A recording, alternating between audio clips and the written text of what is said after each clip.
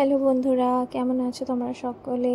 আমি ভালোই আছি। আজকে ঘুম থেকে উঠতে আমার অনেক লেট হয়ে গেছে। তার মধ্যে আজকে হনুমান জয়ন্তী। তো আজকের দিনটা আমরা প্রত্যেক বছরই খুব ভালো করে সেলিব্রেট করি। আজকে ইন্দার সকাল থেকেই বারবার করে বলছিল যে আমরা একটা পিতলের হনুমানজি কিনবো বলে ভাবছিলাম। আগের বছরও প্রকল্প করেছিলাম কিন্তু হয়নি। এবছরে এসে দেখলাম যে পিতলের দোকানগুলো বন্ধ হয়ে গেছে, কারণ আজকে মঙ্গলবার ছিল, মানে 2024-এর যে হনুমান জয়ন্তী পড়েছে সেটা মঙ্গলবার দিন পড়েছে। তো সেই জন্য দোকান পাছার মোটামুটি সবই বন্ধ ছিল। তো আমি আর পিতলের ঠাকুর কিনতে পারলাম না, ইন্দারের মনটাও খুব খারাপ হয়ে গেছিলো। তো তারপরে ফুলের দোকানে এলাম। আজকে দেখছিলাম যে সব ফুলই কীরকম কীরকম যেন, একটু ফ্রেশ ফুল পাচ্ছিলাম না। তো একটা দোকান থেকে একটু গাঁদার মালা নিলাম, আর একটা দোকান থেকে একটু জুঁইয়ের মালা নিলাম। ভেবেছিলাম একটা সুন্দর করে গোলাপের মালা করিয়ে মালা বানিয়ে সেটাই হনুমানজিকে দেব। কিন্তু গোলাপগুলো এত ছোট ছোট, আমার একেবারেই মনের মতো হলো না।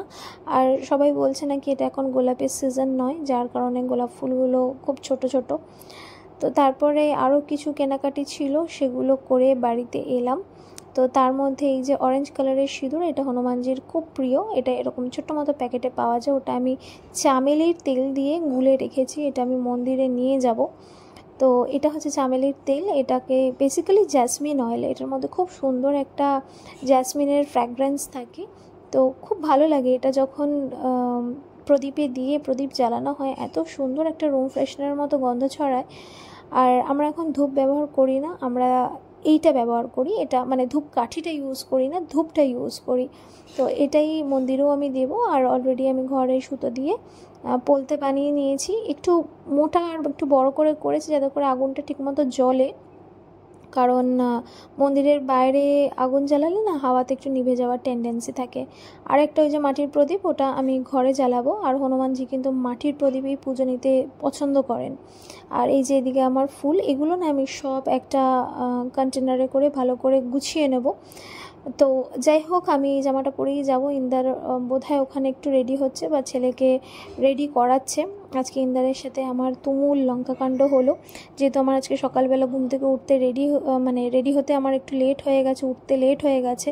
সে কারণে ইন্দার খুব রেগে গেছে যে আজকের দিনেই তোকে লেট করতে হলো। ওর মুখে শুনলাম যে মঙ্গলবার করে নাকি হাটের ভেতরের দোকানগুলো সকালে খোলা থাকে কিন্তু বিকেলবেলা বন্ধ থাকে। আমি তো সেটা জানতাম না, তো ভুল হয়ে গেল একটা। ঠিক আছে, দেখা যাক কী হয়। তো ইন্দারকে বিবাহবার্ষিকী কোনো গিফট দিইনি জন্য আজকে ওকে নিয়ে সেনকোতে গেছিলাম। অনেক দিন ধরে ওর ইচ্ছে ছিল যে একটা রূপোর হনুমানজির লকেট আর একটা রূপোর চেন কেনার। তো আজকে ওই দুটোই ওকে কিনে দিলাম। এটা আমার তরফ থেকে ওকে বিবাহবার্ষিকীর উপহার। যদিও আমাদের বিবাহবার্ষিক ফেব্রুয়ারি মাসের 28 তারিখে ছিল। ইন্দার আমাকে প্রত্যেক বছরই গিফট দেয় কিছু না কিছু, আমি ওকে সেরকম কিছু দিই না। তো এবছরে ভেবেইছিলাম যে এই জিনিসটা দেব, কিন্তু আর কিনবো করে হয়ে উঠছিল না। তো আজকে দেখলাম ওর মনটাও খারাপ আছে, প্লাস আজকে একটা ভালো দিন, আজকের দিনেই এটা দেওয়া শুভ হবে। তো সোনার গলায় অলরেডি একটা হনুমানজির লকেট থাকে, যখন ও শোয় ওটা ওর বিছানার তলায় রেখে দিই। আর ইন্দারেরও একটা ইচ্ছে ছিল, তো সেই জন্য আজকে ওকেও এটা কিনে দিলাম। তো খুব সুন্দর হয়েছে। আর ইন্দার দেখুন কীরকম হাসছে, এই টাইমে কিন্তু ওর মুডটা বেশ ভালোই হয়ে গেছিলো এটা দেখে, যে আলটিমেটলি যেটার জন্য এতদিন ধরে অপেক্ষা করেছিল সেটা হলো।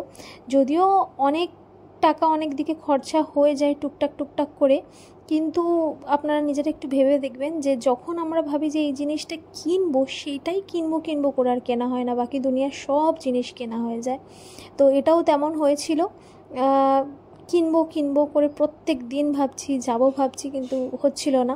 আজকে এই হনুমান জয়ন্তীর দিনই হয়তো বা হওয়ার কথা ছিল বা ভাগ্যে ছিল। তো এখানে আমি ইন্দারকে বলছি এটা আমার তরফ থেকে तुम्हारे लिए एक तोहफा है, অ্যানিভার্সারি গিফটই समझ लो। তো এখানে সোনা দেখুন খুব এক্সাইটেড। এখন তো আমরা যে কোনো জিনিস কিনি, যেখানেই যাই না কেন, আমাদের থেকে বেশি এক্সাইটেড সোনা থাকে। আর আজকে না আমি এই জামাটা পরেই, এই কুর্তিটা পরেই আবার বেরোলাম আর কি। এটা আমার পরার ইচ্ছে ছিল না খুব একটা, এটা সব জায়গাতে পরি, এটা আমি নিজে হাতে যেহেতু বানিয়েছি সেজন্য এটা পরতে আমি খুব ভালোবাসি। কিন্তু এটা হাতের সামনে পেলাম জন্য আজকে এটা পরেই বেরিয়ে গেলাম। তো এই দেখুন লাইনে দাঁড়িয়ে আছি, আর শোনো এখন কলা খাচ্ছে, কারণ ওর খুব খিদে পেয়েছে। লাইন সেই কোন মাথা থেকে কোন মাথা, একেবারে মানে অবস্থা খারাপ হয়ে গেছে। 1 ঘন্টা লাইনে দাঁড়াবার পর এখানে আমরা বাবার দর্শন পেলাম এবং এত সুন্দর করে পুজো দিলাম। যদিও প্রচণ্ড ধাক্কাধাক্কি চলছিল, খুব একটা বেশি ভিডিও আমি বানাতে পারিনি, যেটুকু পেরেছি সেটুকুই আপনাদের সাথে শেয়ার করলাম। এই সময় আমরা বাইরে বেরিয়ে এসে আর দেখুন কতটা ভিড় এখানে। তো এই যে আমার সামনে যিনি মহিলা আছে, এনার তো ধূপকাঠিতে ইন্দারের হাতই পুড়ে গেল। তো যাই হোক, খুব খুব ধাক্কাধাক্কিতেই প্রদীপ জ্বালানো হয়েছে বাইরে, মোমবাতি ধূপকাঠি এই সমস্ত আর কি। তো বাড়িতে যখন আসছি তখন দেখছি যে একেবারে মুখ চোখ আর কি ঘামে ভিজে গেছে। তারপরে না ঘরে ওই পুজোর প্রসাদগুলো আর ফুলগুলো রেখে আবার বেরিয়েছি কন্টেনার নিয়ে। কোথায় যাচ্ছি? আমাদের বাড়ির কাছে একটা জায়গা আছে, গোষ্ঠতলা জায়গাটার নাম। তো সেখানে অদ্ভুত ব্যাপার, এই বছরে প্রথমবার দেখলাম যে হনুমান জয়ন্তী ওরা পালন করছে, মানে হনুমানজির পুজো হবে ওখানে। কোনো বছর কিন্তু হয় না, এবছরই প্রথম হচ্ছে। তো দেখলাম ভোগ বিতরণ করা হচ্ছে, তো বাবার ভোগ দেখে আর লোভ সামলাতে পারলাম না, আমি কন্টেনার নিয়ে চলে এসেছি। ওরা শালপাতে অল্প অল্প দিচ্ছে, একেবারে ধোঁয়া ওঠা গরম ভোগ। আমি এর আগে কিন্তু এই এরিয়ায় কোনোদিনও পুজো হতে দেখিনি, এটাই প্রথমবার। তো যাই হোক, আমি কন্টেনারে করে নিয়েছি রাত্রিবেলা খাবো বলে। আর বাবার প্রসাদ মানে কি বলবো, আর বিশাল ভাগ্যের ব্যাপার। তো যে মন্দিরে আমরা পুজো দিই সে মন্দিরে কিন্তু কোনো প্রসাদের আয়োজন করা হয়নি। এই যে এখানে বাবার যজ্ঞ করা হচ্ছে, হোম করা হচ্ছে, তো সেই কারণে এখানেই এসেছিলাম ভোগ নিতে। তো এটা আমাদের পাড়ার মধ্যেই পড়ে এবং এখানে যেনারা বসে আছেন সবাই কিন্তু আমাদের চেনা জানাই। তো এমন কিছু বাড়ি থেকে দূরে নয়, তবে এই এরিয়ায় আমি এর আগে কখনো পুজো দিতে দেখিনি। যাই হোক, বাড়িতে ফিরে বাড়ির পুজোটা বাকি ছিল, তো এখানেও আমি একটুখানি ধূপ কর্পূর জ্বালিয়ে দিয়েছিলাম আর একটুখানি প্রদীপও জ্বালিয়েছিলাম। মানে আমি নিজে হাতে জ্বালাইনি, কিন্তু ইন্দারকে একটু বলে দিচ্ছিলাম যে এভাবে এভাবে করো। আর হনুমানজিকে একটা সুন্দর পদ্ম ফুল দিয়েছিলাম, আর এখানেও টিকাকরণ করা হচ্ছিল। আপনারা হয়তো ভাবছেন যে সব কিছু আমি ইন্দারকে দিয়ে কেন করাচ্ছি, আমি নিজে হাতে করছি না। তার দুটো কারণ। প্রথম কথা, হনুমানজিকে কিন্তু মানে মেনলি যারা পুজো করেন, যেহেতু উনি বালব্রহ্মচারী, ছেলেরাই করে থাকে, মেয়েরা কিন্তু করে না, যে কোনো জায়গায় আপনারা দেখবেন। তো সেই জন্য আমি চাইছিলাম না, আমি পাশ থেকেই আর কি সমস্ত কাজকর্ম গুছিয়ে দিচ্ছিলাম।